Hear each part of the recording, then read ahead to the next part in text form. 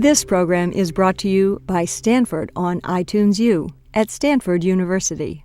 Please visit us at itunes.stanford.edu. The basic kinematics, the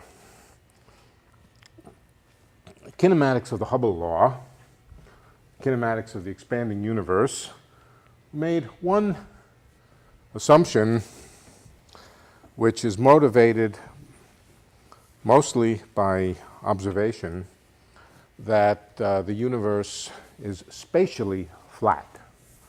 Spatially flat means that space at a given instant of time is just ordinary Euclidean three-dimensional space. But the space-time itself is not ordinary Euclidean, I shouldn't say Euclidean, is not ordinary Minkowski space. Minkowski space, let's just compare the two.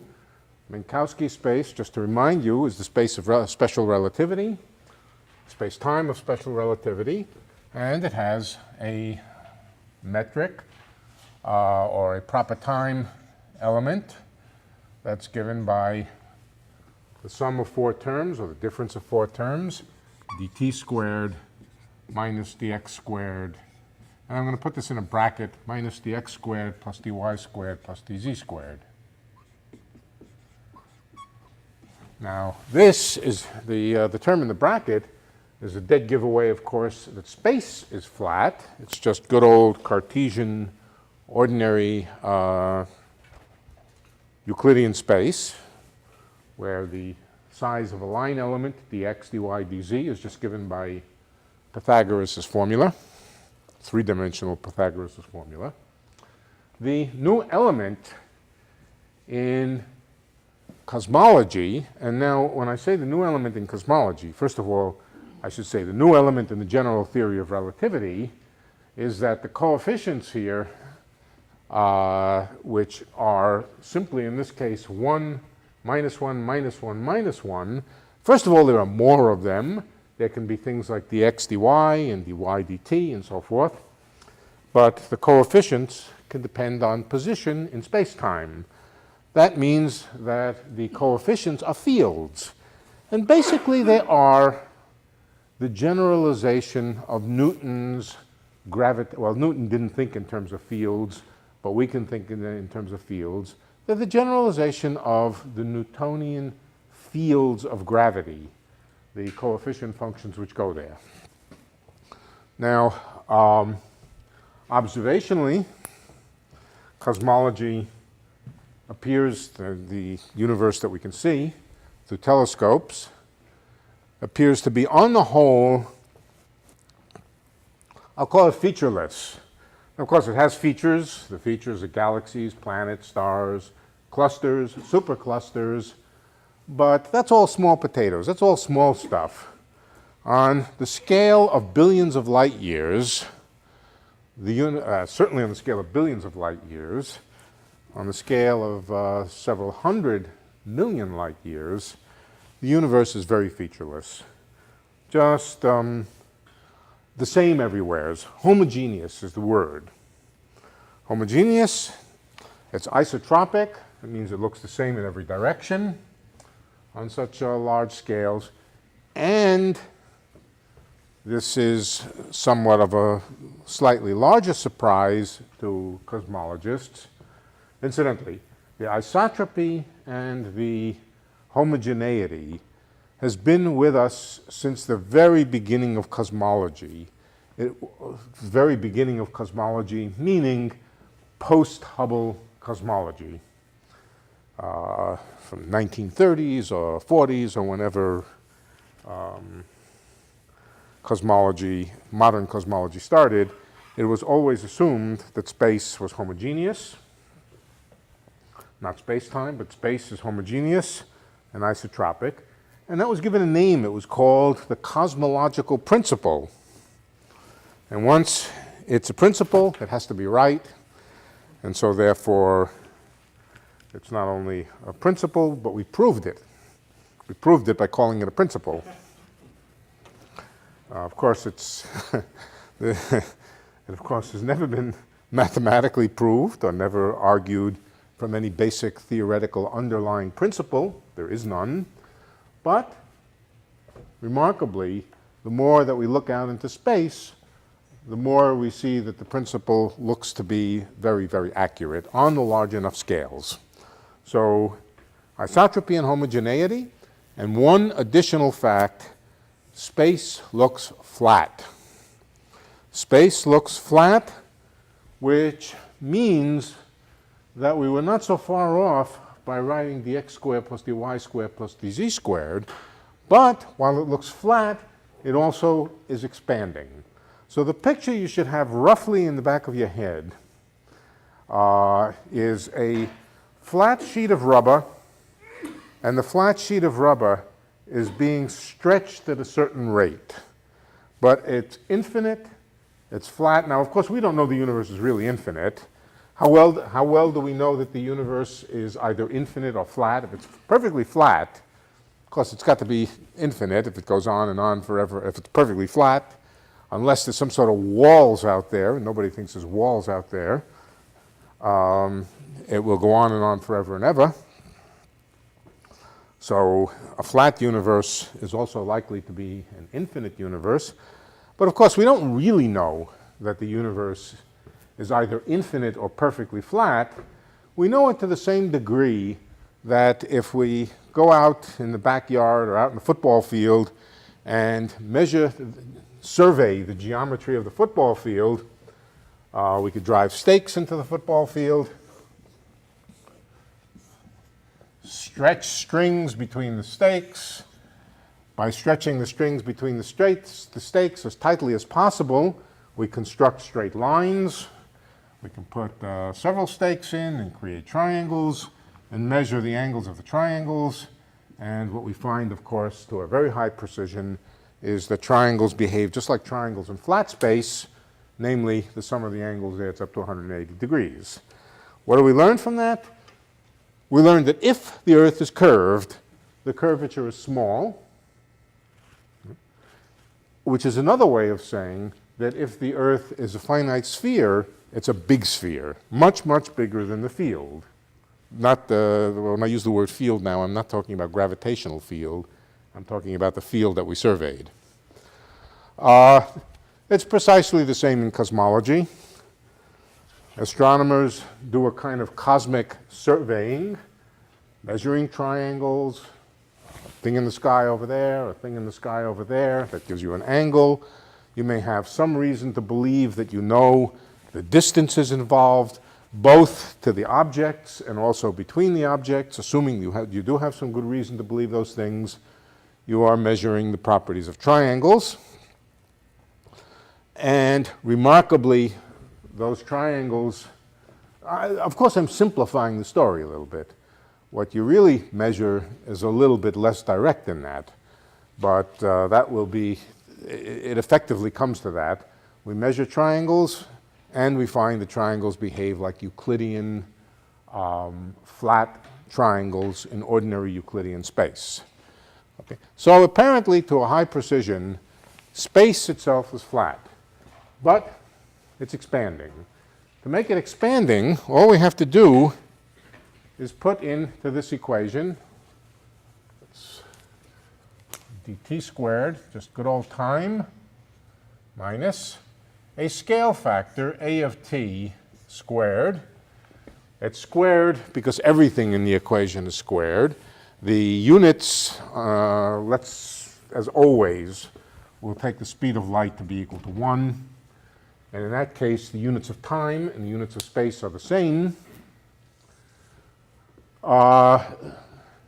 The units in this equation are the squares of lengths. And so if we take A to be a length, namely the distance between two particular points as the points separate and go apart, then we should also think of the x's as not having any dimensions. There's two ways to think about it. You can either think that A has no dimensions and the x's have dimensions of length. The more conventional way to think about it is the x's here have no dimensions. They're simply labels of points. And when you say that the distance between 2 points, or the separation between 2 points, is delta x equals, let's say, 5, that's not a statement about how far apart they are. That's just a statement of, well, here's the way to think about it. Again, think about the expanding rubber sheet. We draw coordinates in the expanding rubber sheet, and those coordinates stretch and expand out with the expansion, so that going from x equals, let's put it over here, 0 to x equals 1 over here corresponds to different actual physical separations at different times. At an early time, the actual physical separation in meters between 0 and 1 might be some tiny, tiny distance. Late in the universe, after the universe has expanded many, many times, the distance between 0 and 1 may be very large. That distance is characterized by a of t. So the actual distance between points, if delta x were 5, would be a times delta x, or 5a. And a is a thing which, since it varies with time, it must have some dynamics. There must be some equations governing it. There must be some equations governing how a of t expands with time. So that's our goal this morning. That's our goal this evening, is to work out some of the equations governing A. Now, I should tell you right now, the general theory of relativity allows curved space. When I say space, I don't mean space-time, I mean space. It allows space to be curved, and as long as it's homogeneous, which means the same everywheres, there are 3 kinds of spaces which are homogeneous, any one of which could be the right thing to write down here. As I said, observationally, we're in luck. It looks like space is flat, so we don't have to write anything very complicated. The other 2 possibilities are that space is round, like the surface of the Earth. It's a sphere, but of course it's not a 2-dimensional sphere. It's a 3-dimensional sphere. A sphere, ordinary sphere. Incidentally, let's get something about terminology. When one talks about the Earth, the whole Earth, the body of the Earth, the bulk of the Earth, the rocks in the inside, the mathematical term is a ball. A ball means the solid Earth. The term sphere refers to the boundary, refers to the surface of the Earth. So a sphere is a 2-dimensional surface. Okay? Let's just talk about a little bit what a sphere means. First, a circle. The circle you can just think of as the locus of points x squared plus y squared equals some kind of radius squared. If r is 1, then it's a unit circle. So the locus of points which satisfy x squared plus y squared equals r squared is just a circle. And a circle is a 1-dimensional space. And mathematicians would call it a 1-sphere. A 1-sphere because it's 1-dimensional. What would you call the interior? 2-ball. 2-ball. Or a disk. Right? The special case of 2 dimensions, it has a special name of its own. It's called a disk. But if we wanted to use the generalized mathematical terminology, we would call it a ball, a 2-dimensional ball. But the boundary of the ball is, of course, a circle, and it's a 1-sphere. All right, so if we add a z squared to this, then we get a 2-sphere, the surface of the Earth, or something like that. And it's pretty easy to visualize. I can see the surface of a sphere in my head. I cannot seem to free myself of the 3rd dimension. I cannot seem to see that sphere without also seeing what's outside the sphere and what's inside the sphere. But I know that mathematically, the surface of the sphere, without regard to what's inside or outside, is a mathematical space that can stand by its own and does not have to be embedded in 3 dimensions. The reason we have such a damn hard time seeing 2-dimensional spheres without the inside and the outside is evolutionary. We have been built and constructed to recognize 3-dimensional space, and we have not been built and constructed to be able to see directly 2-dimensional space without it being embedded in the 3rd dimension. But then we come to something even worse. This is a 2-sphere now. This is, the surface is a 2-sphere, and the interior is a 3-dimensional space, the ball, or the 3-dimensional ball. But then it gets worse. We can add another coordinate here. Now, I can't even draw it for you. I can't draw it for you, but I can tell you that, what is this? This is the locus of all points whose 4-dimensional distance from the origin is fixed at r squared. If I could draw it, I would, but I can't because I have to be able to picture 4 dimensions just in order to be able to see the 3-dimensional sphere. This is a 3-dimensional sphere, just as when I just had 3 coordinates, I was thinking about the 3 directions in which you would embed the 2-dimensional sphere. The 2-dimensional sphere is 1 lower dimension than the number of coordinates. If I add another coordinate, then I construct a 3-sphere, the interior of which is a 4-dimensional ball. But forget the interior, forget the exterior. One possible kind of geometry that we could live in is the 3-dimensional sphere, the 3-sphere. Now, you can see from the 2-sphere that every point on the 2-sphere is the same as every other point. Of course, the real Earth, the North Pole, is different than the equator, but just as a geometry, as a geometric construction, a sphere is really quite homogeneous. Every point is like every other point. And so homogeneity does not force space to be flat. It allows, for example, a sphere. Moreover, if you are at a point on the sphere and you look in different directions, everything looks the same. And so a sphere is not only homogeneous, it's isotropic. A person on the sphere. And we could invent a cosmology. In fact, it was always the most popular cosmology until experiment sort of said, well, maybe it's not right, which was to replace the flat plane here by the sphere. I won't write down the metric of a sphere. It's not important, but just think about the sphere as a space, and if I multiply it by a of t, then as a grows or shrinks, it corresponds to a shrinking or expanding sphere. Okay?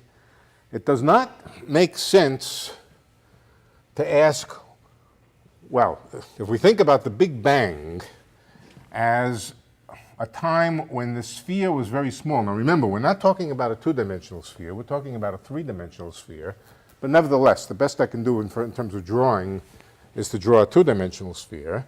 If we start with it very, very small, then all the particles that were in it are squeezed together, obviously. They're in no sense at a special place on the sphere. It's not that all the particles were in some place and got shot out of that place out into space. They were on the sphere. The sphere was very small. And so the particles, whatever they were, whether they're galaxies or electrons, they were all very, very close together, squished into some very small space. How small? We don't know how far we can trace things back, but we can probably trace things back to the point where the observed universe was no bigger than a cranberry or something. So we can trace it back a long ways, and that's as far as we can go, okay, with observation. So we start with a space which might be as big as a cranberry, filled with some large number of particles, and then started expanding. The particles spread out. Okay. The further apart they are, the faster apart they move, because there are more pieces, more little segments in between. So further apart, in fact, if they weren't moving relative to each other faster, they couldn't have gotten further apart. So the further apart they are, the faster they move. That's closed, finite, spherical universe that was originally the most popular. And our universe may be like this. It's conceivable that it is like that. But if it is, the sphere is so big that, like the Earth, we can't see its curvature by small-scale surveying. And when I say small scale, 10 billion light years is apparently a small scale because we don't see any curvature. So we might as well then replace the sphere by the flat plane, the three-dimensional plane, which is three-dimensional space. But the picture is the same. We have, well, roughly the same. We have a plane with a lot of particles in it. If you like, you can think of it as part of a gigantic sphere. But it's being stretched apart.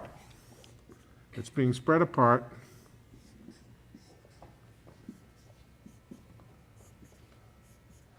And as it spreads apart, the points which are embedded in it are also spreading apart from each other. And they're spreading apart at a rate which is proportional to the distance between them. That's the Hubble law. Now, we can take this space and we can draw coordinates on it.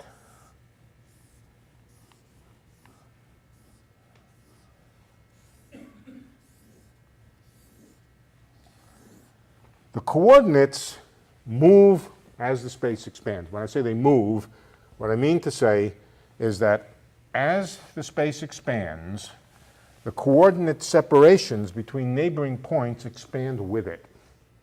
Coordinates like that, which expand with the expanding space, are called co-moving. Co-moving coordinates are coordinates embedded in space which expand with it.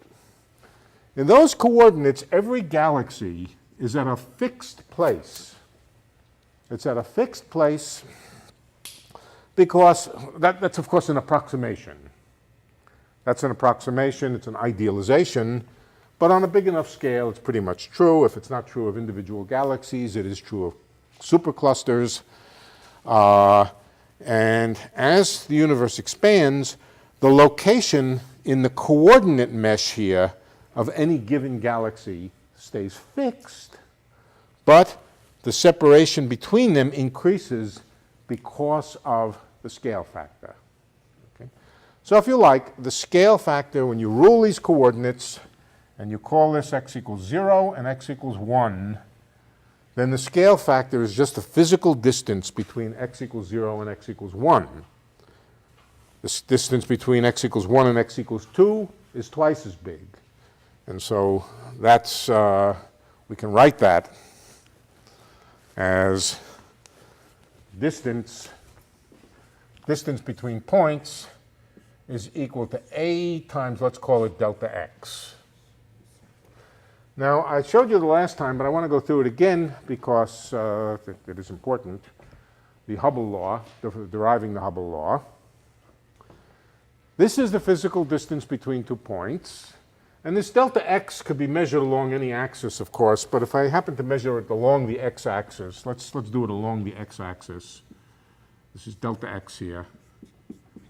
And just for simplicity, let's keep along the x-axis. The galaxies don't move in the coordinates x. That means if I time differentiate, if I take 2 galaxies, and delta x is now the separation between the 2 galaxies, delta x does not change with time. Supposing I want to time differentiate this. If I time differentiate it, the left-hand side becomes the velocity between the two galaxies. So on the left, that's the time derivative of the distance. On the left, we have the velocity. On the right, we have the time derivative of the scale factor. Again, time derivative being represented by a dot, times delta x. That's the velocity. Now let me divide that and multiply it by a.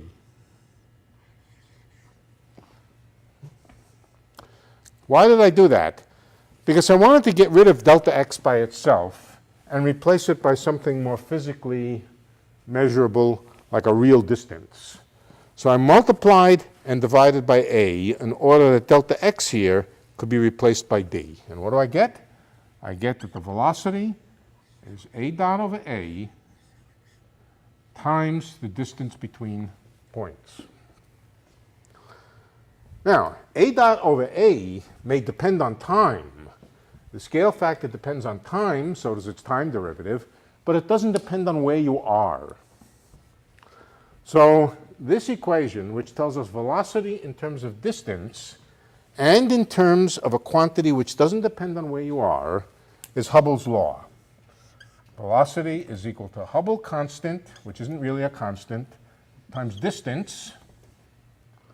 But now we know what the meaning of the Hubble constant is. The Hubble constant is the ratio a dot over a. So what we measure when we measure the Hubble constant, when we look out, measure the velocity of galaxies, divide it by the distance to a galaxy, we always get the same number, incidentally. If we look out at galaxies in that direction at 100 light years, or no, we have to look out, 100 million light years. We look at some galaxy out there. We compute a Hubble constant by dividing its velocity by its distance. We look out at another one in that direction, which is 600 million light years away. We divide the velocity by the distance. We get the same Hubble constant. So, excuse me. Yeah. When you're two different places, that means you're two different times. yeah. Well,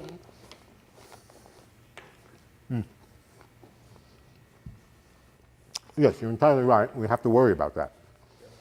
But only if we look at exceedingly large distances. And the reason is the Hubble constant itself, a dot over a, varies on a time scale of roughly the age of the universe. All right? So that means if we're looking out to distances which are small by comparison with the age of the universe, otherwise we have to take it into account.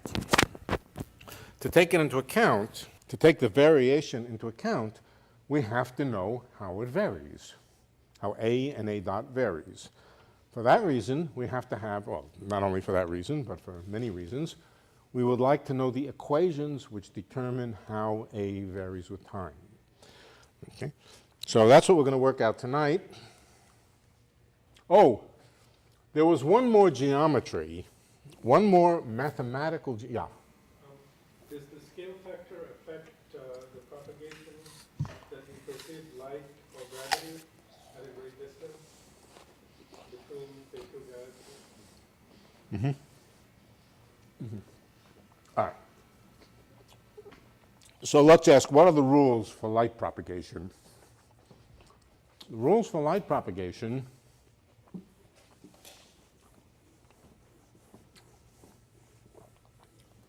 is that along a light ray, d tau is equal to 0.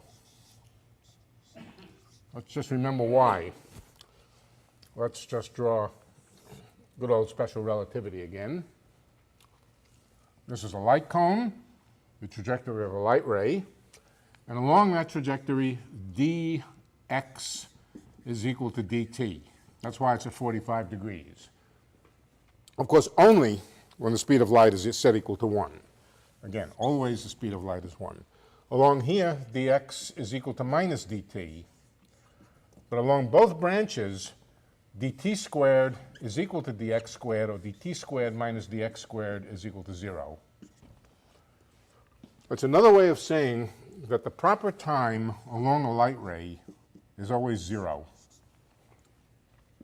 One way of thinking about a light ray is that it's a trajectory of 0 proper time. That rule extends into the general theory of relativity. D tau is equal to 0. So let's see what it says. Imagine a light ray moving along x. Y and z are not changing. It's just moving along x. We can forget y and z. What it says is that dt is equal to a of t times dx. What I've done is just written, I wanted to make this whole thing 0. So dy and dz are equal to 0 by assumption, light ray going along the x-axis. And that means dt squared must equal a squared dx squared. For motion along the positive axis, that would just say dt is equal to a of t times dx. Now, we could work out a kind of velocity of light. Not the ordinary velocity of light, but we could ask how large a distance delta x. Now, delta x is not a true distance, remember. It's just a label. Okay? But we could ask, this light ray, what is the amount of delta x or dx in a given time dt? And that's easy. We just divide by dt. And we find that dx by dt is not a constant, but it's 1 over a of t. So in these coordinates, light seems to slow down as the universe expands. It's not really slowing down. It's just that a given dx corresponds to a bigger and bigger distance as time goes on. So in order for light to have a uniform velocity, since dx gets to be, well, since distance, true physical distance, for a given dx grows with a, this is just a statement that the true, ordinary, conventional velocity of light is uniform. But if expressed in terms of dx and dt, the light ray seems to slow down. Would it be equivalent then? An equivalent statement would be, to Hubble's law, would be that light gets slower the further you look away from us. The light goes slower the further. It's either that or the universe is expanding. They're equivalent. You could probably find a way to twist it into the statement that light appears to go slower and slower as you move further and further away.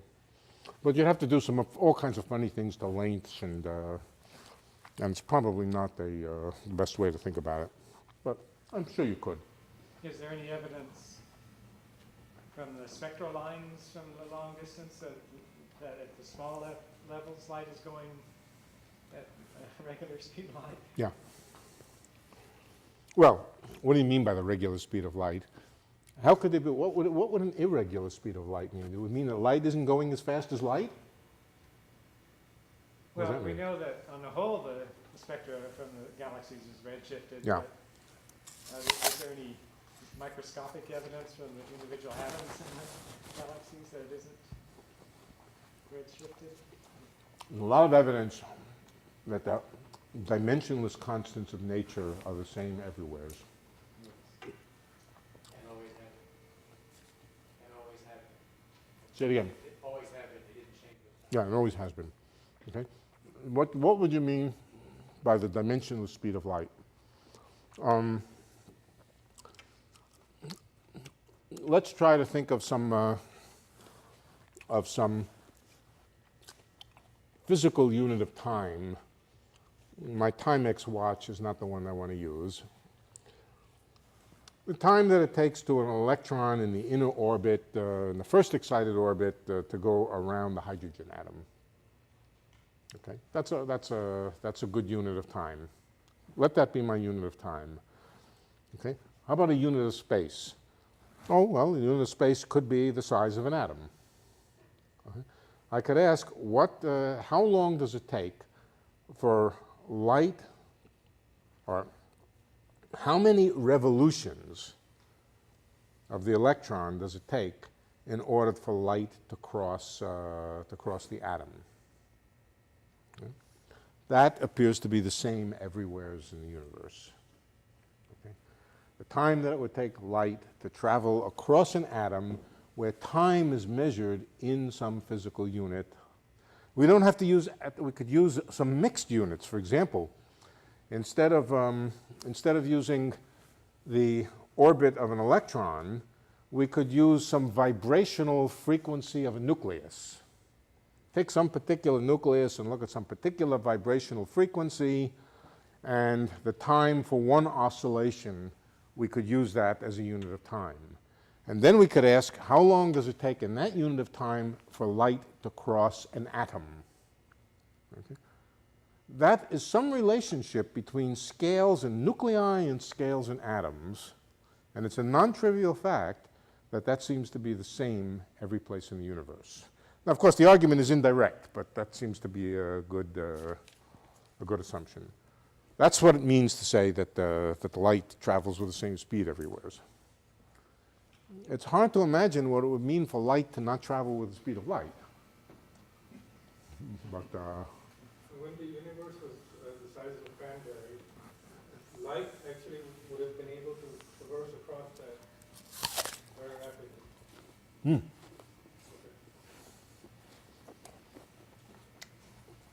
Right.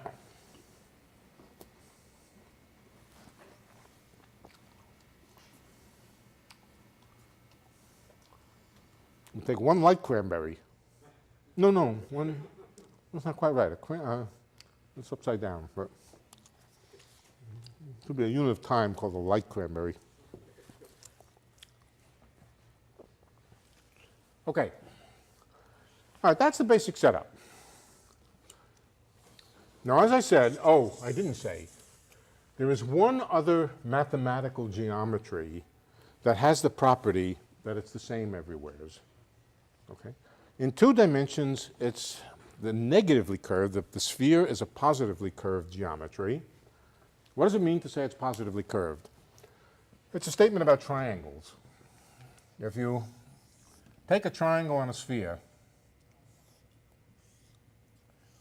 it's pretty apparent that the angles sort of bow out, and so the sum of the angles on a sphere is always greater than 180 degrees. In fact, you can make a triangle with three 90-degree sides to it, 3 90-degree angles very easily. So the sum of the angles is always greater than 0. That's called a positively curved space. And it's true both in the 2-dimensional sphere and the 3-dimensional sphere, the 4-dimensional sphere. If you make triangles, the sums of the angles are greater than 0. Are greater than 180 degrees, and that's called positive curvature. There is also the negatively curved geometry, and it's harder to draw. It's a saddle surface. I'm not going to work out its mathematical properties today, but it stands on its own terms as a geometry without having to embed it in space. But if I embed it in space so that you can see it, it would look like a saddle surface.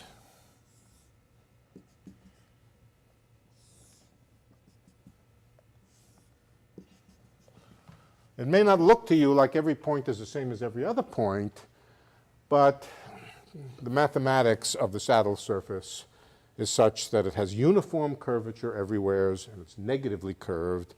The meaning of that is if you draw triangles in it, the triangles are sort of pinched in, and they have a sum of angles less than 180 degrees. This is also uniform, isotropic, homogeneous, and any of these 3 geometries is a candidate for an isotropic homogeneous cosmology. As I said, experimentally or observationally, at least on the scales that we're familiar with, it looks flat. Okay, now let's come to the equations governing the expansion of the universe.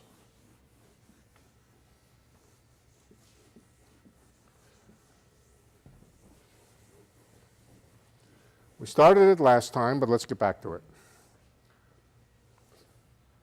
Let's call this point over here us. That's us. And let's draw a sphere around us. It's a big sphere so that it contains many, many, many galaxies and clusters and superclusters and so forth. And let's look at some galaxy over here. It's moving away from us. We know that. Let's write down, well, first of all, first fact. First fact. And this is a fact, really, if space is flat. Even if it's not flat, it's close to being a fact. It's a fact of Newtonian gravitational theory. It follows from Newton's gravitational law and from Newton's equations. It's a miracle. It's what made it possible for Newton to compute things about gravity, is that if you have a sphere like this, and if everything is distributed spherically symmetrically, in other words, if everything is isotropic relative to the point us, as there's as much mass here as here as here as here as here, so that everything has nice spherical symmetry, then it's a theorem about the inverse square law, that the force on a particle over here, the assumption now is that we're working with coordinates in which we are at rest. We will just arbitrarily use a coordinate system, a frame of reference, where we are at rest, and velocities mean relative to us. Accelerations mean relative to us. Velocities, accelerations, motion now means relative to us. Then it's a fact of Newtonian physics that the net force on this point here only comes from things inside the sphere, and things outside the sphere, the forces just cancel. This is maybe well known to you in electrostatics, that if you have a hollow region and some charge distribution on the outside, as long as it's spherically symmetric, then there's no force on any particle on the inside of that sphere. It's only the charges on the interior within which exert forces, net force on a particle. So all of the force on that particle comes from masses in the interior here. Okay? That's one statement. The next statement is that the gravitational force of a spherically symmetric distribution of matter is very simple. A very spherically symmetric distribution of matter on the inside is very simple, and it's just to take the total matter on the inside and think of it as being concentrated at a point. So the motion of this galaxy relative to us is exactly the same as if all of the mass, as if we ignore all the mass on the outside of the shell and take all the mass on the inside of the shell and place it right at that point. Now, that makes it very easy to compute, or at least to see what's going on with this particle over here. It behaves exactly as a particle in a gravitational field where all of the mass is at the center and concentrated at the center. This is the key thing that made it possible for Newton to do a lot of things with gravity. And it's a thing which allows us to compute the properties of cosmology. Okay, let's put us at x equals 0. And let's call this point just x. I'm going to keep it on the x-axis, but of course it doesn't have to be on the x-axis. First of all, let's write down some equations. What is the distance out to that point?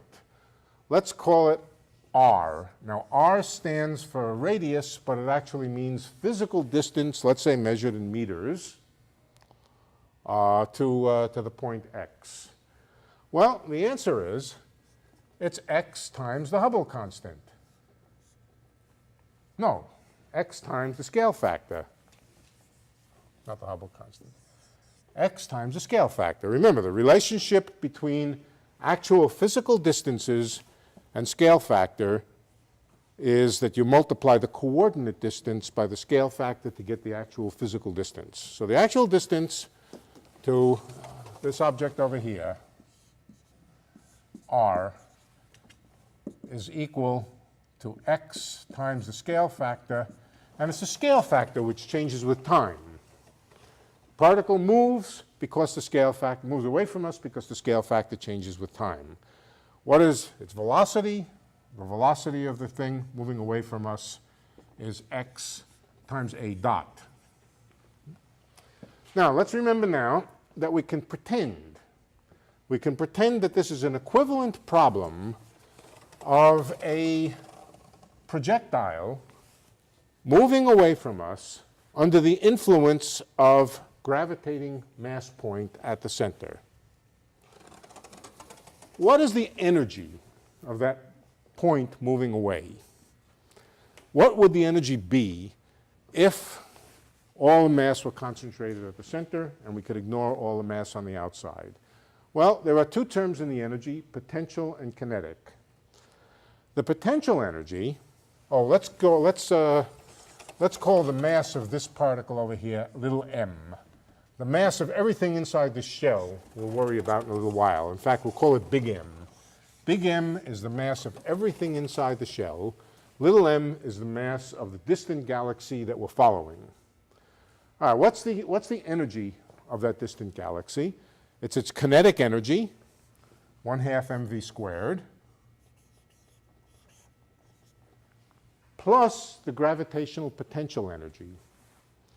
So the one new thing you have to know is the potential energy of an object in a gravitational field. Anybody not know it? Some people have seen it. G over R or something. G m1 m2 over r. Right? Product of the masses. Right. So then there's potential energy. What's the sign? Negative. Negative because it's an attraction. So when the particle when it gets pulled closer and closer and closer, of course it gets more energetic, but the energy goes down, not up, because things tend to be pulled in direction of decreasing energy. So there's another term, and the other term is minus Newton's constant.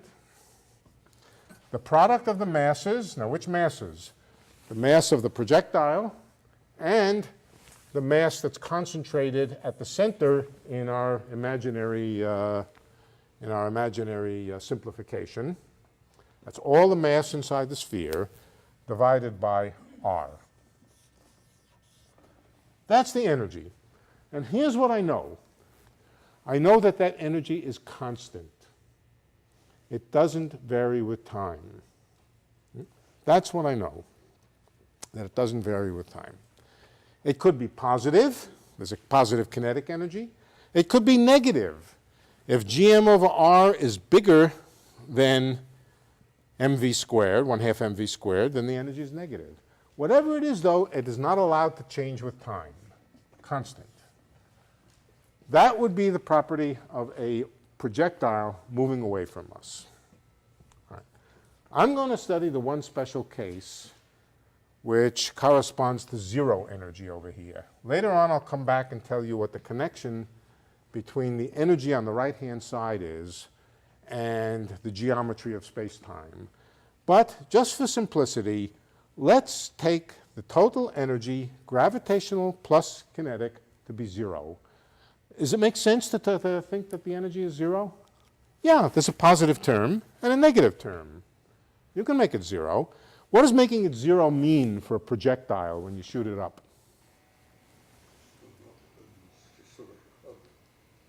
It means it's at the escape velocity. Okay? It means it's exactly at the escape velocity. If the energy is positive, then it's beyond the escape velocity. If it's negative, it means it falls back down. Okay? So we'll come back to that. Okay? 3 cases. The energy could be positive, it could be zero, it could be negative. I'm going to take the simplest case, and then we can come back and talk about the other 2 cases. The simplest case is that the total energy is zero. It corresponds to things being shot out at exactly the escape velocity. Right? It's the simplest cosmology. Yeah? That Oh, no. No, no, no, no, no, no, no. Capital M does not vary with time. It's all the particles that are in here, but remember that they all move together. So as that sphere expands, the same number of particles, that's an extremely good point, or extremely good question. It was a lousy statement. It was a very good question. The same number of particles is always in that sphere, so it doesn't change with time. But now let's write it in terms of the density of matter in the universe. The density of matter in the universe is the mass per unit volume. That does change with time.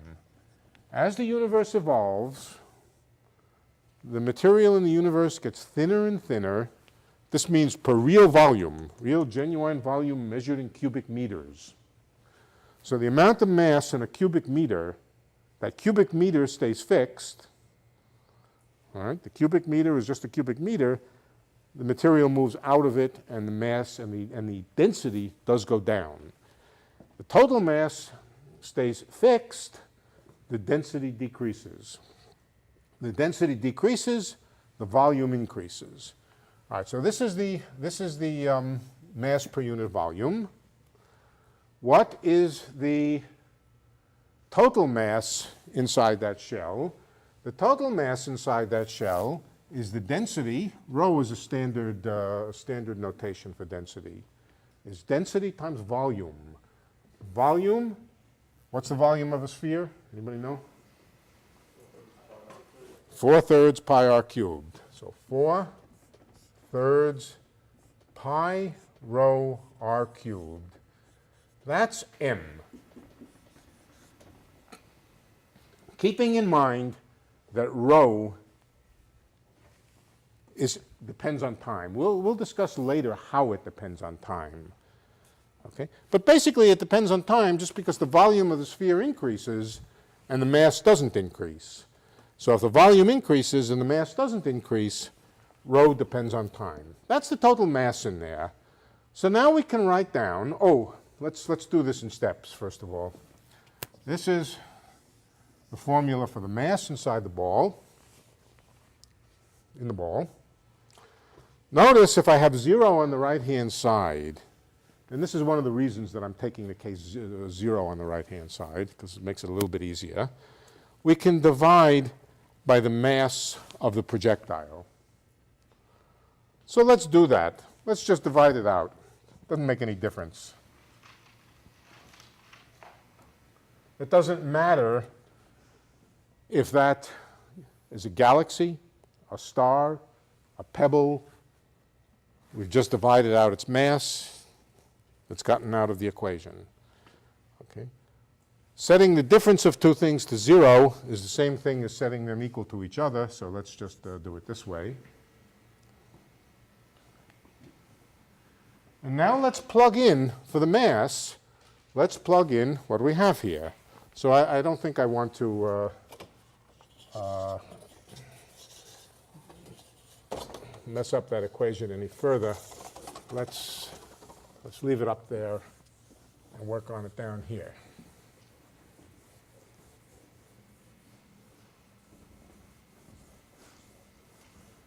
Okay, so let's just substitute now the equation in the box for capital M. That says that 1/2 the square of the velocity, okay, of the outgoing projectile is g over r, and now let's put it in 4 pi over 3 rho r cubed.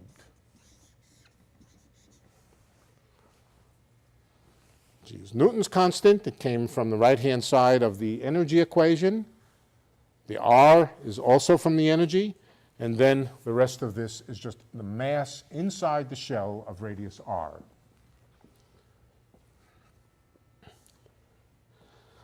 Okay. Now let's use Hubble's law. Hubble's law says that the velocity is equal to the Hubble constant times the distance. Okay. It can also be written in another way, and I'm going to do it this way. I'm going to write the velocity is equal to a dot over a times the distance, because the Hubble constant is just the ratio a dot over a. Okay, let's plug that in and see what we get. I guess I can continue to call it the Hubble constant. We have 1/2 the Hubble constant squared times the distance squared. And the left-hand side is proportional to the distance to that outgoing galaxy squared. Why? Because of Hubble's law. All right. Now, h, of course, depends on time, but we can use it in this equation. And that's equal to g. Well, let's take out the constants first. 4/3 pi, the density of matter, 4/3 pi g, the density of matter, 4/3 pi g, density of matter, r cubed over r. That's r squared.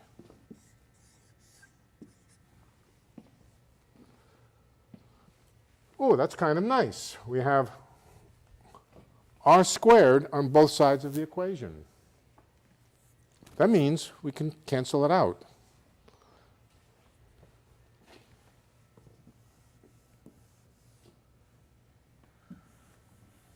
That's kind of interesting, because what it tells us, it had to cancel out. I'll tell you why.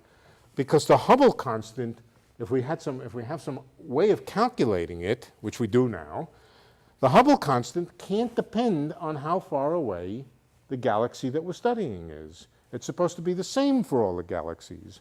So it better work out that the equations, if they're going to tell us what the Hubble constant is in terms of other things, it had better not depend on how far away the galaxy that we're studying is. And it doesn't. We could have, that's us, we could have used this galaxy, we could have used this galaxy, we could have used this galaxy.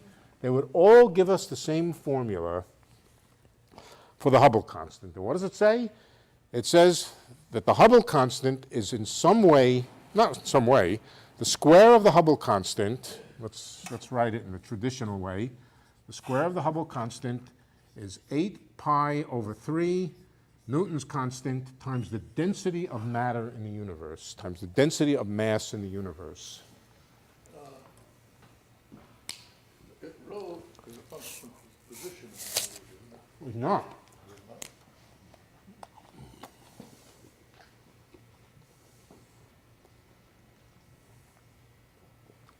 On large enough scales, the density of material in the universe is constant. It's a function of time. And so is the Hubble constant. Yeah, we could write it, that's right. We could write this another way. We could write it as a dot over a squared is 8 pi g over 3 times rho of t.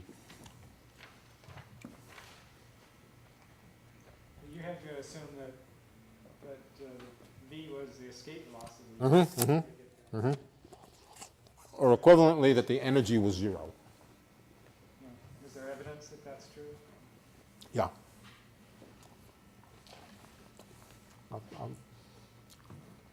I'm going to tell you what the evidence is soon. Well, there's one simple piece of evidence. We can measure the Hubble constant, and we can measure the density of matter in the universe.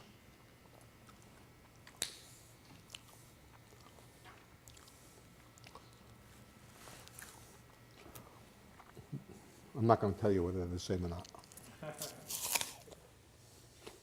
That's because I haven't told you about dark energy yet.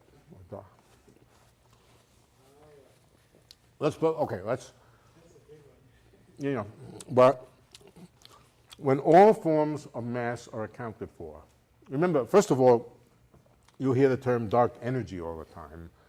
Energy and mass are the same thing. E equals mc squared.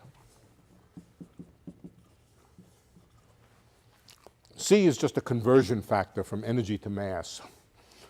So when I speak of mass, I could also be speaking of energy. In units in which the speed of light is 1, rho can be taken to be energy density. Energy density, mass density, same thing. And there are a variety of different kinds of energy in the universe. Different kinds of mass, different kinds of energy. There's the masses of stars. There's intergalactic dust. There's something called dark matter. And on top of everything else, there's vacuum energy. When all of it is added up, the answer is yes, these two equations look like they balance to about 1%. So,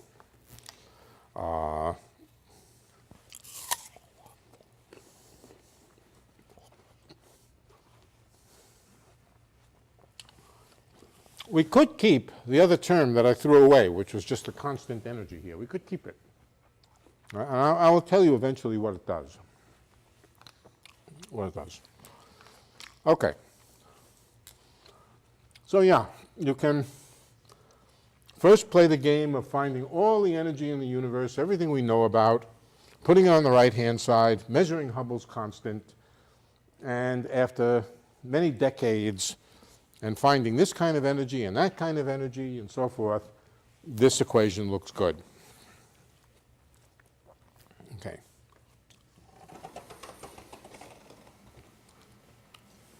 So how much of the... However, it does not mean that the universe is at the escape velocity, because I have made we're going to make some. I'm going to show you some assumptions that came into that.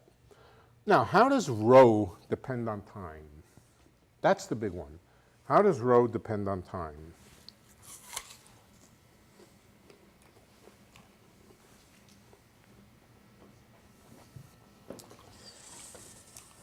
Rho, we take some box in the universe with a certain volume.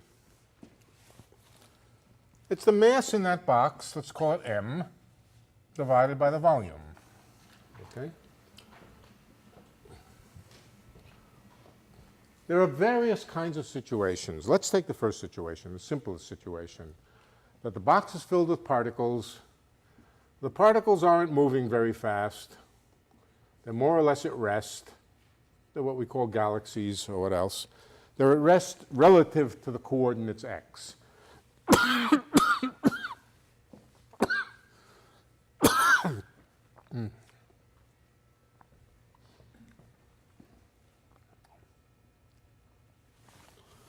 So we have a given box.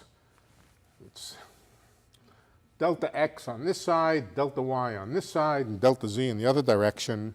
And we're following the box as it expands. It has a certain number of particles in it. And let's say that number of particles stays fixed. Each particle has a mass, and they're not moving relative to the coordinates.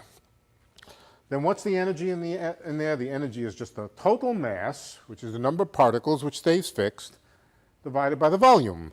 But what is the volume?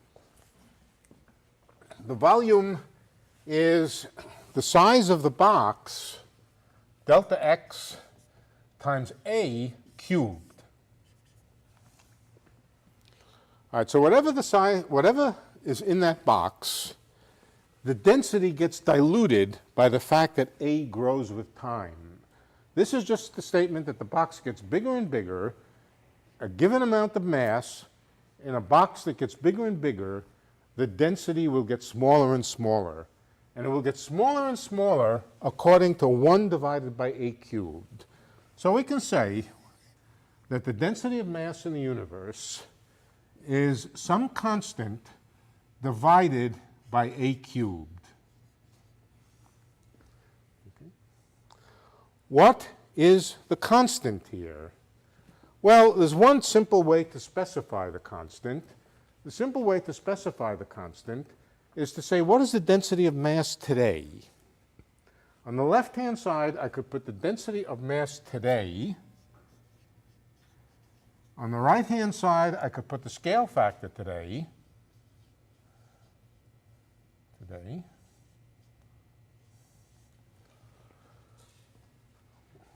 Now I can multiply it. Let's see, what do we want to do with it? All right, that's a correct equation. Now, how about at any time?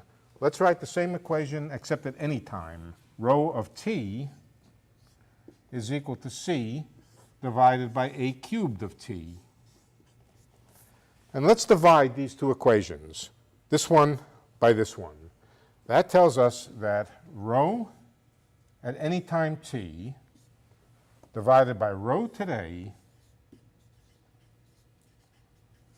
that's this divided by this, is the ratio, the c's cancel out, and it's just the ratio a cubed today divided by a cubed of t. Rho of t divided by rho today is a cubed today divided by a cubed of t. And that's because rho in each case is proportional to 1 over a cubed. Okay, so it's just dividing these two equations. And now we can write that at any time the density of matter, the density rho, is just whatever it is today times the ratio of the scale factor today and the scale factor at an arbitrary time. Okay.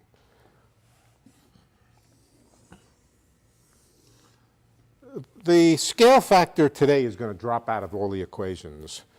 But basically the thing that it tells us is that the density of material decreases like 1 over a cubed. We can now try to put that into here. We have on the left-hand side something involving the time derivative of a itself, and this unknown rho of t. But now we know something about rho of t. We know, let's write it out again, a dot divided by a squared is equal 8 pi g over 3. And now rho today, which we measure. Anybody know what the density of material, the density of mass in the universe is roughly? Seems like you have to guess at how many neutrinos there are. And Yeah, but that's negligible neutrino density. 1 atom per cubic meter. No. But that's not all of it, because it leaves out the dark matter and the dark energy. And if you include it all, it's about 50 atoms. But it's of that order of magnitude, and it's something that in principle we could measure it directly. In principle. Direct measure of all the energy around. So what are we doing? We have rho today. We have a cubed today divided by a cubed of t. Now, 8 pi g 3 rho today and even a cubed today are constants. That is to say, they don't vary with time. Of course, rho varies, but rho today is just rho today. It's just a number that we measure.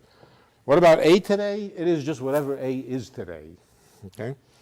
So it's just frozen. It doesn't change with time. The only things which change in time are a dot, and a cubed over here. So altogether, we have an equation which looks something like this. A dot over a squared is equal to some big constant. Let's just call that constant c. It contains 8 pi g 3 rho today, a cubed today, all those things which don't change with time, divided by a cubed. This is a differential equation that in principle will tell us how a varies with time. I'm going to solve it for you. Well, let's just solve it. We'll solve it. It's easy to solve.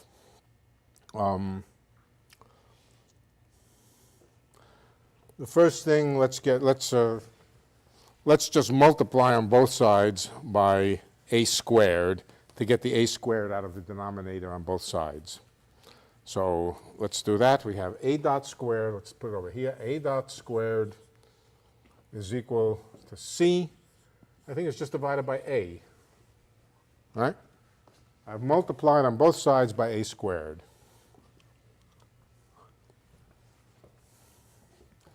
we can take the square root.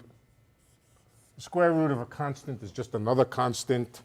And what it says is that the time derivative of a is proportional to 1 over the square root of a.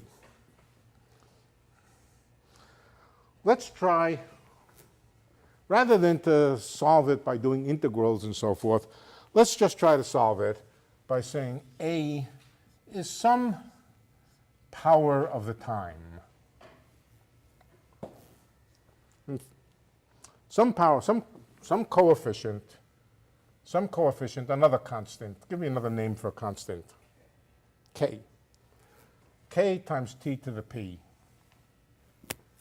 Okay. What is a dot? A dot equals k p t to the p minus 1, right?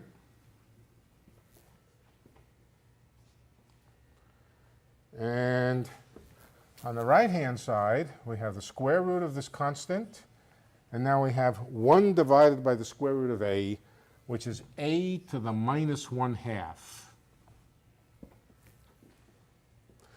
There are two things that I don't know. I don't know the constant k, and I don't know the power t. But now I look at this equation here, and there's only, sorry, this is, did I make a mistake here? Not, sorry, let's do this right. Sorry, mistake. Let's put down, it is a to the minus 1/2, but a to the minus 1/2 is k to the minus 1/2 t to the minus p over 2. A to the 1/2 is k to the 1/2 p to the, t to the p over 2. All right? So I just plugged in for a to the minus 1/2, k to the minus 1/2, and t to the minus p over 2. For this equation to make sense, two things have to match. The powers of t have to match. That would just tell us that the left-hand side and the right-hand side vary the same way with time, and the coefficients have to be the same. That'll be enough to determine both the power and the coefficient. So let's determine the power. The power says that p minus 1 equals minus p over 2.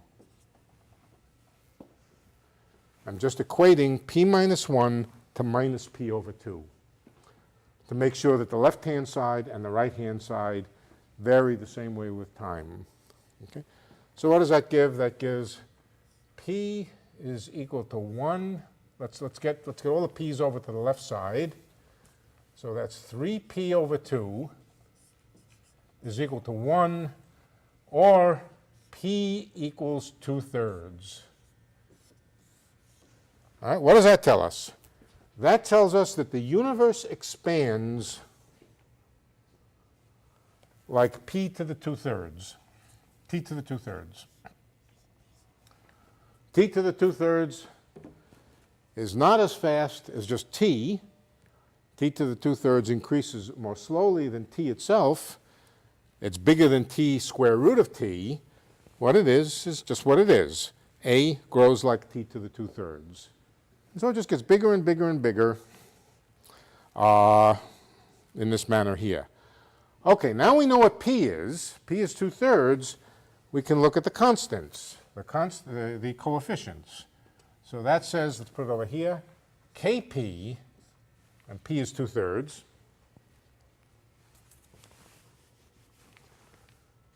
Two-thirds k is equal to the square root of c, I've forgotten what c is by now, times k to the 1/2. And so now we can divide by k to the 1/2, we have k to the 1/2,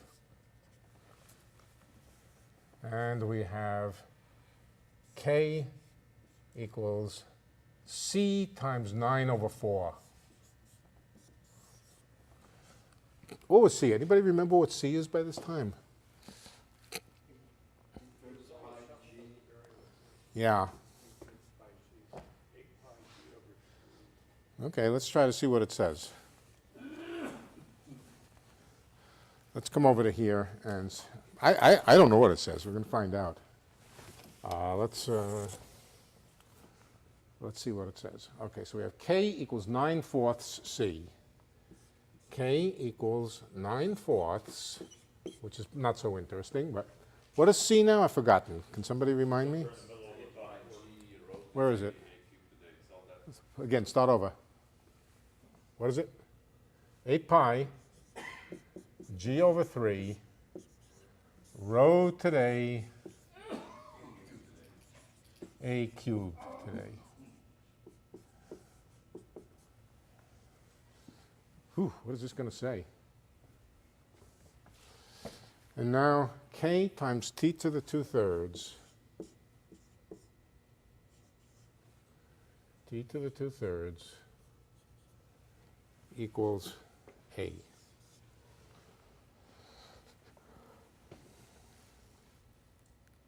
Something's wrong with this equation. T to the 2/3. I don't know what's wrong with it. There's something wrong with it. No,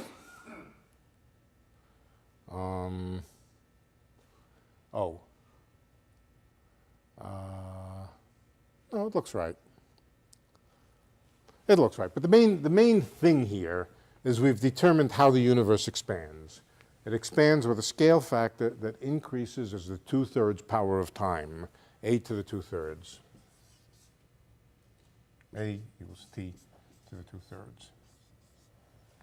With some known coefficient. Did I do something wrong? Was there this? I don't like the look of this equation. We should have the same power of A on both sides of this equation. I think the power is supposed to be 1/2 instead of 2/3. Well, you got it wrong. Okay. How'd you do that? I thought I solved it right, but I must have made a mistake. Well, let's do it a different way. Let's do it a different way. We had that A dot over A was proportional to some constant divided by A, I think. Is that right?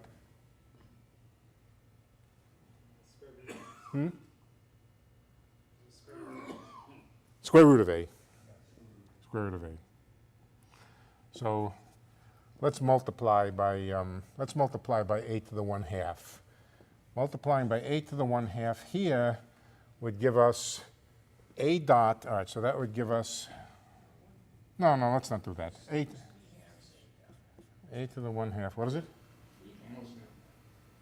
It was C over A cubed. I've lost track.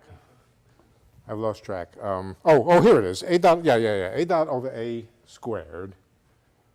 A dot over A squared. So we first multiplied by A squared to get rid of the A squares in the denominator. That gave us A dot squared. That's what I meant to write down. Is C over A. Now I think I have it right. All right, and this is dA and dA by dt squared. Let's multiply it by A. And now take the square root of both sides. Square root of both sides gives us square root of A dA dt equals a constant, right? Square root of a constant is just another constant. Now let's multiply by dt.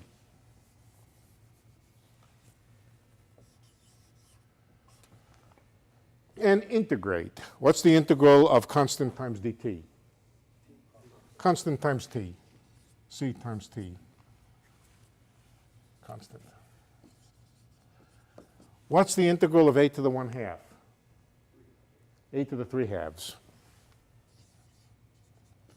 So A to the 3/2 is proportional to t, and and A is proportional to t to the 2/3. Okay, so 2/3 is right.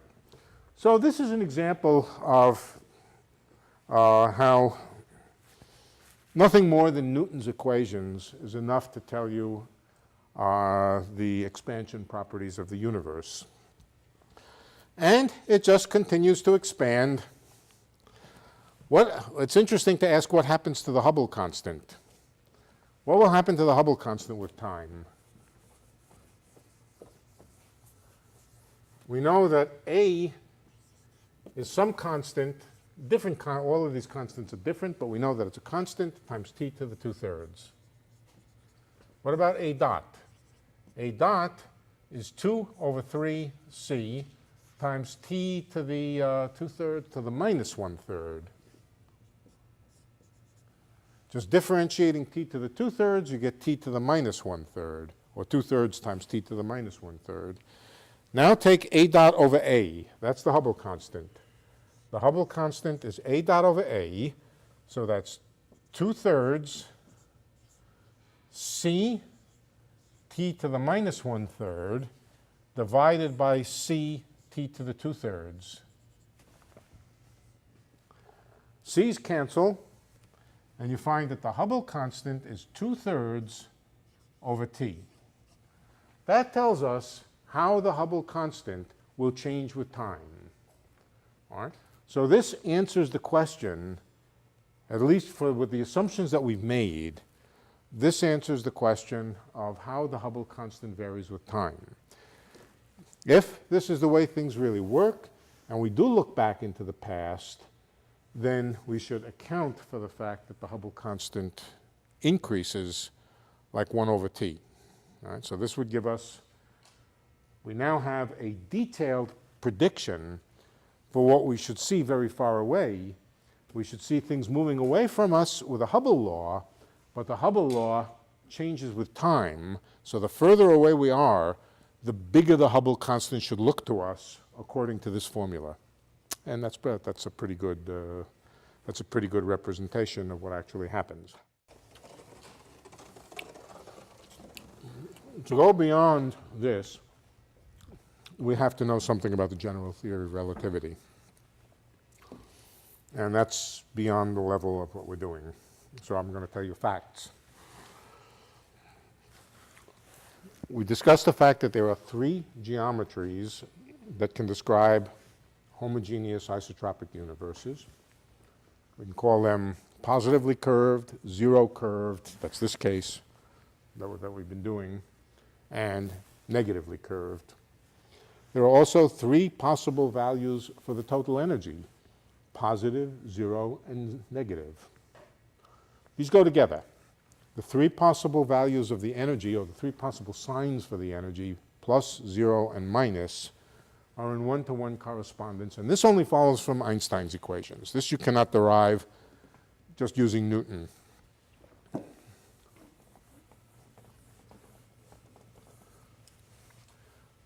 Positive total energy, first of all, means that the universe is beyond the escape velocity, and it will continue to escape. It will continue to go out. Positive total energy means negative curvature. So such a cosmology would not only be eternal into the future, but it would also be eternally infinite in space. Okay? Negative curved space goes on and on forever, but it wouldn't be flat space. It would be negatively curved space. All right? Zero total energy, that's the case we did. That corresponds to zero curvature, flat. And negative energy, that corresponds to positive curved universe, like a sphere. But positive energy, this is negative energy. Negative energy also means that you're below the escape velocity. Negative energy means you're below the escape velocity. The implication of that is that the universe will go out and expand and then turn around and recollapse. All we have to do is focus on that one particle out there that we were studying. The one galaxy that we focused on, all that mass in there. If the velocity is above the escape velocity for all the mass that's in here, concentrated at a point, if we're above the escape velocity, that means the energy is positive, and it means the universe will continue to expand forever. If we're below the escape velocity, and that's the case where the total energy is negative, then every single galaxy will turn around and fall back in.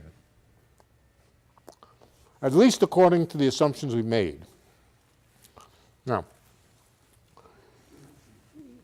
there's a number of things wrong with what we did. The most important is that we have assumed a model for the energy density and the way it varies with time. We said in a given volume there's a fixed amount of mass, and that mass will simply stay the same as the volume increases, and that was the origin of the statement that the density, do we have it here? That the density goes like 1 over a cubed. The volume increases, the amount of mass inside stays the same. Is that necessary? Well, there are lots of examples where that's not true. Let's take the following case. Supposing instead of galaxies or bowling balls or even protons or neutrons, supposing what's in this box is photons. Photons of all different kinds of wavelengths. Okay? Mass is energy. So what we're interested in is the amount of energy in this box as it expands. What's the connection between the energy of a photon and its wavelength, first of all? E equals h nu. So the energy of each individual photon is h times its frequency. We can write that in terms of the wavelength. Frequency over wavelength. Frequency over wavelength. So the bigger the wavelength, the smaller the energy of a photon. Now, what happens to, if we have a box and we expand the box, what happens to a photon of a given wavelength? Well, the answer is it just stretches out to match the box. So the wavelength of the photon will get bigger as the box increases. The number of photons in the box will stay the same. The average number of photons in a box will stay the same. If the box gets bigger, then the wavelength will get bigger and the energy will decrease. So we have a box then, not with a bunch of particles with fixed energy, but a bunch of particles whose individual energies are decreasing.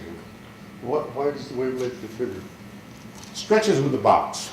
It's the same phenomenon that happens if you have a guitar string and there's a guitar string between two posts. You put your finger down over here so that the effective guitar string is only this long. You pluck it and then you move your finger. What happens? You hear the tone go from the tone associated with this length of string to a tone associated with this length of string. What happens is that, that the wave you started with just gets stretched out. So you can test this theory if you own a guitar. If you play the guitar, you'll know this very well.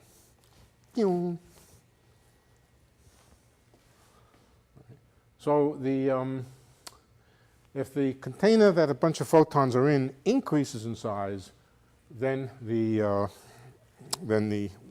energy of each photon goes down.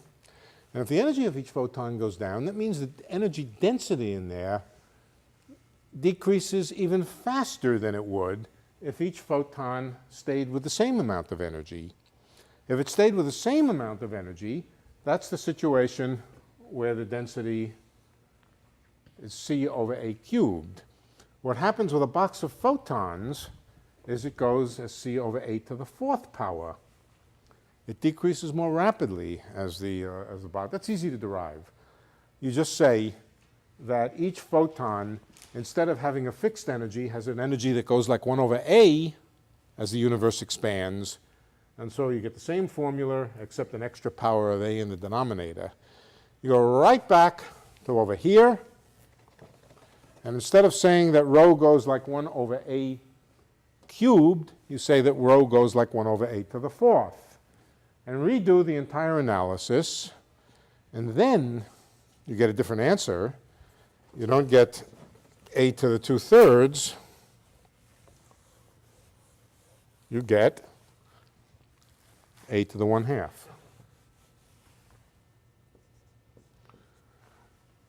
In other words, the universe expands a little more slowly. A little more slowly than it would. 8 to the 2/3 expands a little faster than 8 to the 2/3. Is that right? Yeah. Sorry, t to the 2/3. T to the 1/2 is a little slower than t to the... yeah, that's right. Okay. Now, there's a... okay, so the answer depends on the nature of the energy.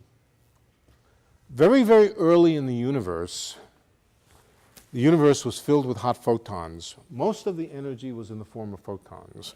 Notice, if it's true that as you expand the box, the energy of each photon decreases, it's also true that if you squeeze the box, the energy of each photon increases.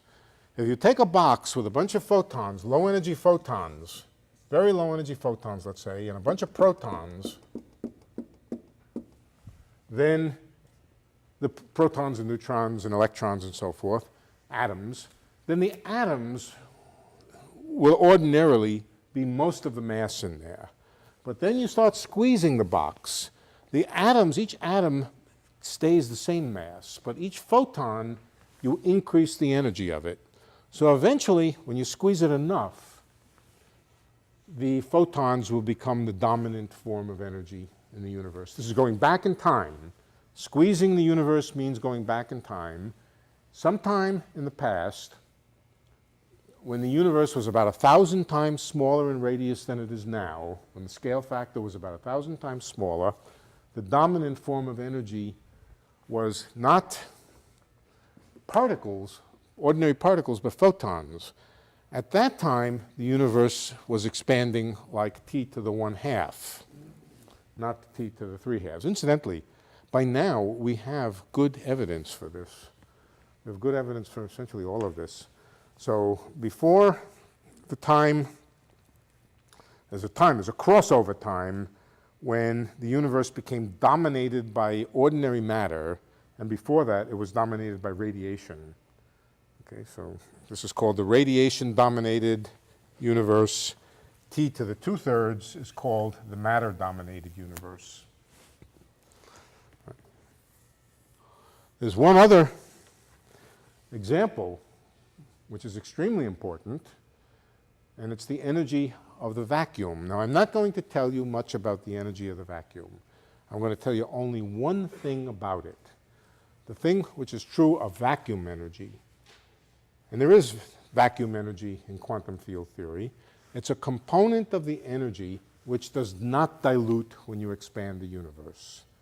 Whatever the vacuum energy is, it's a property of empty space, and no matter how big the universe gets, the vacuum energy density stays the same. For our purposes, that defines vacuum energy, a component of the energy that just doesn't go down as the universe expands. Let's just see what it would do. Supposing there was a component of the energy which just refused to decrease. Let's just call it constant.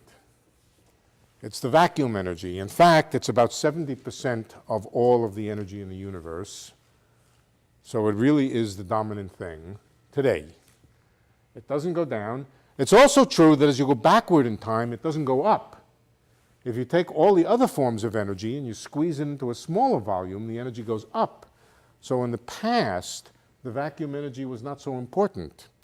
In the future, as all the other terms in the energy get smaller and smaller and smaller, 1 over a cubed, 1 over a fourth, the vacuum energy will become the most important component. It's already the most important component by a factor of 2 more. 70% is vacuum energy. Let's solve this equation. What does it say? It says dA by dt 1 over a, I'm taking the square root of it, is the square root of 8 pi g over 3, that's a constant, times rho to the 1/2. That's also a constant. Everything on the right-hand side is a constant. I'll multiply equation by a. This says that the time derivative of a is proportional to a constant times a. What's the solution of that? Exponential. The time derivative is a constant times the thing itself. Okay? The solution of this is exponential of square root of all this stuff times t. All the stuff being the stuff in here. So this is an exponentially expanding universe. A universe which is dominated by vacuum energy expands exponentially. How long does it take for it to double? Well, it looks like with the present value of the vacuum energy, it takes about 10 billion years for it to double. So it looks like we're heading off into a world where the universe will simply be doubling roughly every 10 or 12 billion years. Why that's true, we don't know. But it's an empirical fact. It appears to be an empirical fact that there's a component of the vacuum energy which is constant, which doesn't dilute as you expand, and which causes the universe to exponentially increase. And in fact, when we look out into the universe, it does appear to be exponentially increasing. If you look far enough away, very, very large distances, it looks like the universe is exponentially expanding. So that's, I've told you a small fraction of everything there is to know about cosmology, but I've told you really the main tools and the main facts about it. Any questions? Yeah. Like first, the vacuum energy in some sense corresponds to dark energy, but they're not the same thing. Yeah, same thing. Same thing. Same thing, absolutely. Second thing is, we define the co-moving coordinates. How do the photons know that we've defined the coordinates to be increasing and going to decrease their energy? Yeah. I think the best way to think about it is in terms of this rubber sheet picture. Space is like a rubber sheet in general relativity. And the photons, of course, don't know that we defined anything at all. Okay? But they can tell that a region of space has doubled in size. They can tell that one wavelength, a region of size one wavelength, in a certain amount of time may have doubled in size or done whatever it does. That's really all they can tell. They can tell the stretching of space. They know the galaxies are moving apart. Well, they don't even know anything about the galaxies. They know that space is separating. But yeah, I mean, you can remember that those photons, another way to think about it is through the Doppler shift. Let's see.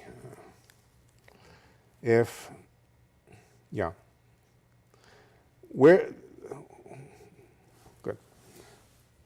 did the photons come from in the universe?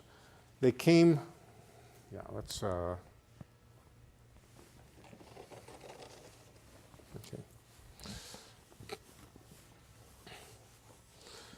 draw a picture of the universe from our own perspective.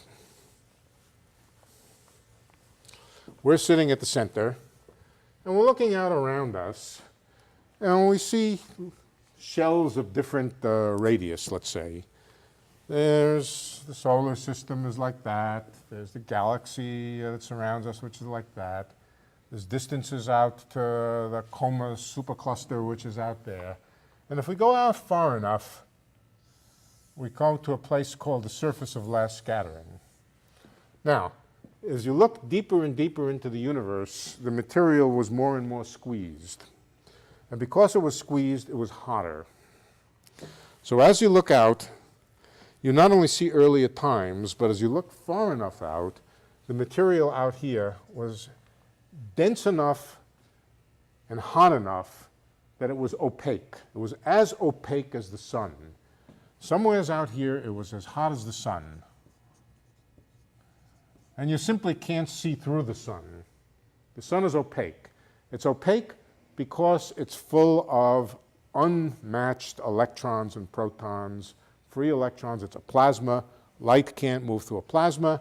Well, far enough into the early universe, the universe was a plasma. But when we look back in time, and eventually we see back to the time when it was a plasma. That's called the surface of last scattering, when we look back. So there's some sphere around us that's looks as hot as the sun. But it's also moving away from us with almost the speed of light. Why? Because of Hubble's law. So today, if we were to plug in the numbers, or we were just to look back and use what we know here, we would discover that that surface of last scattering is moving away from us, or was moving away from us. Of course, we're looking back in time, but it's receding away from us with almost the speed of light. That means that a photon that comes from there is Doppler shifted, and it's Doppler shifted a lot. It's Doppler shifted a lot because this surface is moving away very, very rapidly. Okay, now what about, and once you know that it's Doppler shifted, you know something about the wavelengths. The wavelengths of the radiation that are coming from this hot surface are about the same as the wavelengths of the light coming from the sun. They're Doppler shifted, and when they're Doppler shifted, they're elongated, and we see them being roughly 1,000 times longer wavelength than the photons of the sun, and 1,000 times less energetic. Okay? So we see long wavelength photons here because they've been Doppler shifted. Now let's go back into the past and ask what the same picture would have looked like much, much earlier. Much, much earlier, the surface of last scattering would have been closer into us. If we could go back in time and ask our ancient ancestors 4 or 5 billion years ago, what did the universe look like? They would say the same picture, except that they would say the surface of last scattering was closer and moving more slowly. Moving more slowly. So they would see less of a redshift, right.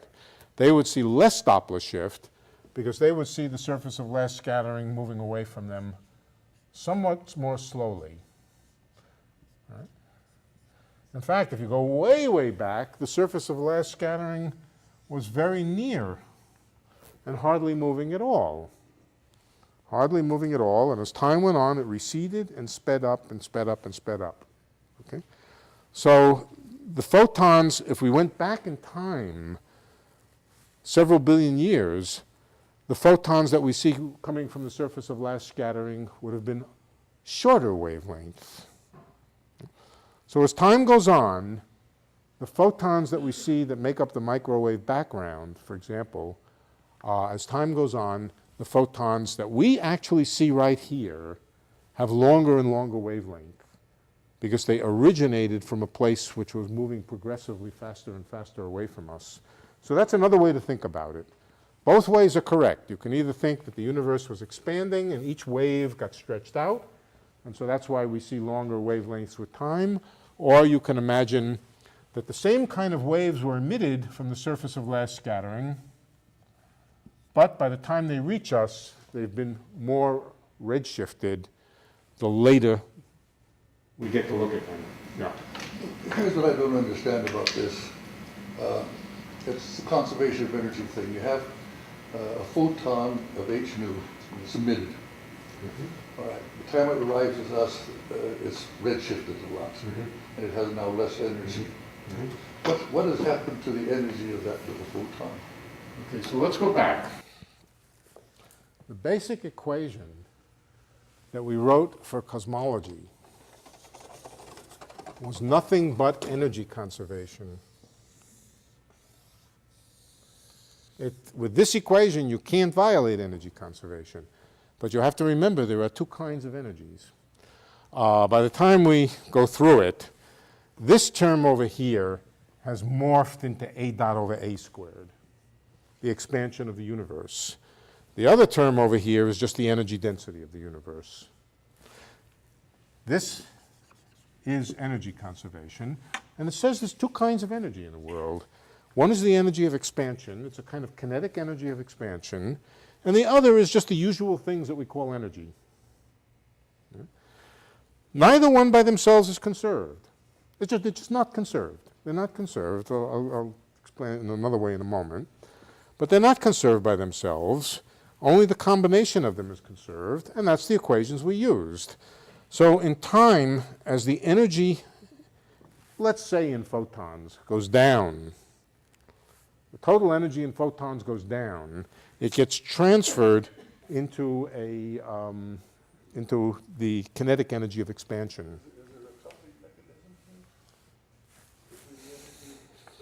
Yes, yes. Well, you can think of it as a kind of pressure. What happens to energy conservation? Supposing you really did have a box. And let's imagine this is a box with movable walls. The walls can expand.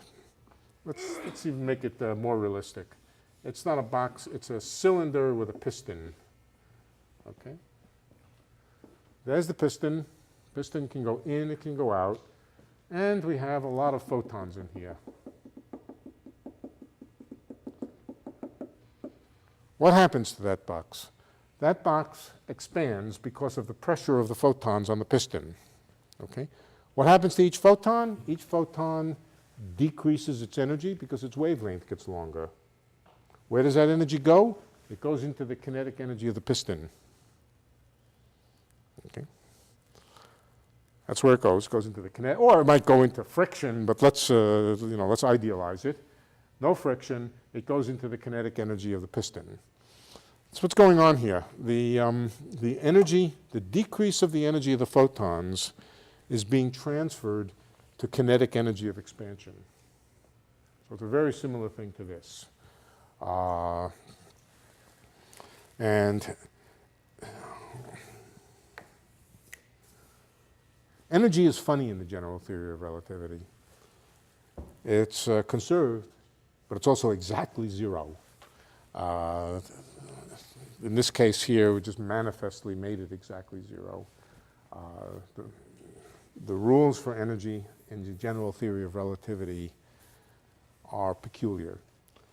Either you take into account all the energies that are around, including the energy of expansion, in which case it's conserved but zero, or you forget this expanding energy and just energy isn't conserved. It just isn't conserved in the general theory of relativity. Generally, any row that you put in there, whatever the time dependence of the row is, it's going to drive the A to have some corresponding time dependence. So this is what you're saying. You're putting a row in there that has some behavior in time. Yep. Really. Yep. So. Well, even if rho is constant with time, because the universe, people always ask, where does all the energy come from? If you have vacuum energy and the universe expands, if you have a constant energy density and the universe expands rapidly, it sounds like the energy of the vacuum is increasing. And that component is increasing. Where is it going? It's going into the expansion here. And it drives the expansion even more rapidly than the other forms of energy. So in thinking about energy conservation in general relativity, you must worry about this term, and this term is very important. It's the expansion of the universe, and it simply cancels. Changes in this cancel against changes in that. Yeah. In the first expression for the metric that we started from, Yeah. the scale factor, what was the reasoning that the scale factor multiplies the space part but not the time part? Oh, we could have had it multiply the time part. It would make no difference. Let me show you why.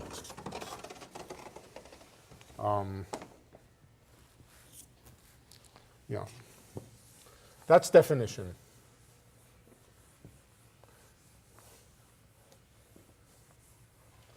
Okay, let's suppose it also multiplied the time part. So we have a of t times, let's just write simply dt squared minus dx squared, okay? All right, this is a squared. All right. This is just a redefinition of what we call time. Let's invent a new quantity, new time, which is such that dt, a new time, which is equal to a of t dt. We can integrate both sides of this equation and we can find out what big T is in terms of little t. Then a squared times little dt squared is the same as just big dt squared. So you can always get rid of an a of t squared in front of a dt squared by a change of definition of time. Now, that's done, but that won't get rid of it multiplying the dx squared. So we'll still have minus a of little t, but we can also think of it as in terms of big T dx squared. So the issue of whether a of t multiplies dt squared is a question of definition. Mathematically, there's no difference between the two forms, although you do have to change the definition of time to go back and forth between them. So, yeah. If the universe was curved, would we expect to see galaxies coming towards us at a high velocity? That depends on the magnitude of the vacuum energy. Let's suppose there was no vacuum energy. Okay? If the universe were positively curved, the question is analogous to the following question. Supposing we shoot a rocket out with less energy or less velocity than the escape velocity, and we look at it through a telescope. Do we see it moving out or do we see it moving in? Well, I don't know. I mean, it could be moving out or it could be moving in. The one thing we know for sure is if we wait long enough, it'll be coming in. We could have caught it while it was going out. And we catch the universe as it's expanding. There's no doubt of that. The issue is not whether it's expanding now or not, or what we see when we look out. The issue is if we wait long enough into the future, will everything turn around and crash back on top of us? And if there was no vacuum energy, then the answer would be if the universe were positively curved, it would collapse back on itself. The vacuum energy, if it's large enough, will prevent that. And it certainly does look large enough. So it looks like our future, independently of whether we're curved or whether we're positively curved, negatively curved, or flat, it looks like our future is one in which the universe will simply exponentially expand. Now, that's not such a good thing either. If it exponentially, it's not a good future in any case. Well, if it exponentially expands, eventually all the stars will burn out, everything will cool down, everything will dilute, all ordinary forms of energy will exponentially dilute, because if the universe is exponentially expanding, its volume is exponentially expanding, all the energy densities of all the other kinds, other than the vacuum energy density, will also exponentially dilute, and we'll just be in a universe with nothing in it, or with thinner and thinner energy density. So there is no good end to this story. Also, a great distance away from us, would there be an increased amount of photons? Because in the early universe, since it was dominated by photons, and the universe expands, since the photons move faster than, say, the matter that was in there, would you expect? As you look back into the past, the ratio of photons to ordinary particles, well, let's see how to say it. I would say more than saying that the number of photons doesn't get larger than the number of, it's already true in our universe that the number of photons is much, much larger than the number of atoms. 10 to the 10th times larger. So we are dominated by photons. I don't mean the photons from light bulbs. I don't mean the photons from the sun. I don't mean the photons from stars. I mean the microwave background from the Big Bang. We are certainly dominated by photons. Now, as you go back in time, the ratio of photons to protons stays about the same. Okay? But the photons get more and more energetic, and the protons don't. So as far as energy goes, as you go back into the past, the energy will be dominated by the photons. The number of photons will stay the same, but their energy will increase as you go back into the past. The number of protons will stay the same, but their energy won't increase, or at least not as fast. Good. Okay. I'm tired. Let's go home. And this is the last class.